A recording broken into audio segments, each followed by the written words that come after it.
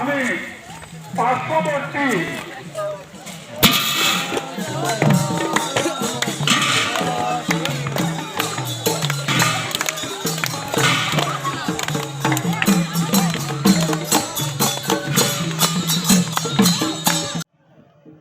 আমাৰ ইতিহাস প্ৰসিদ্ধ মহাবীৰ লাচিত বৰফুকনৰ 400 বছৰীয়া জন্ম জয়ন্তী উৎসৱৰ পৰিপ্ৰেক্ষিতত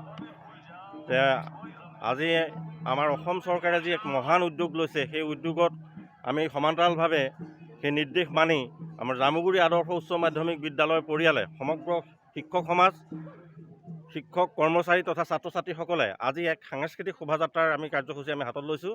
এই কাৰ্যসূচীৰ আধাৰত আমাৰ বাৰে বৰণীয়া আমাৰ অসমীয়া যি জনসংস্কৃতি এই সংস্কৃতি আমি প্ৰতিফলিত কৰিবলৈ আমি চেষ্টা কৰিছোঁ যে আমি একেমুখে জামুগুৰি আদৰ্শ উচ্চ মাধ্যমিক বিদ্যালয়ে আমাৰ বৰ্তমান চৰকাৰৰ এই মহান উদ্যোগক ইতিহাস প্ৰসিদ্ধ মহাবীৰ লাচিত বৰফুকনক বিশ্বত প্ৰতিষ্ঠা কৰিবৰ কাৰণে যি এটা উদ্যোগ লৈছে এইটো যথেষ্ট প্ৰশংসনীয়।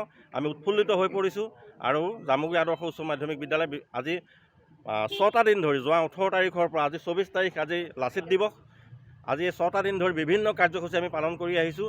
আজি সামৰণি উৎসৱ, এই সামৰণি উৎসৱত আমাৰ প্ৰথমে আমি এই শোভাযাত্ৰা এতিয়া আমি আৰম্ভ কৰিম। শোভাযাত্ৰাৰ পৰা আহি আমাৰ মুকলি সভা আছে। এই মুকলি সভাতে বীৰজনাৰ কীৰ্তিসমূহ আমি বিশদভাৱে আমি ব্যাখ্যা কৰিম আৰু ছাত্ৰ ছাত্ৰীসকলে এই তেখেতৰ সম্বন্ধে জ্ঞান অৱগত কৰিব পাৰিব। স্কডেমি, an online learning app. এতিয়া পঢ়া হ'ব সহজ। নৱমৰ পৰা দ্বাদশ শ্ৰেণীলৈকে নীট, JEE, APSC আৰু অন্য নিযুক্তি পৰীক্ষা সম্পূৰ্ণ পাঠ্যক্ৰম এতিয়া পাব কেৱল স্কডেমি এপত। এতিয়া পঢ়া হ'ব সহজ।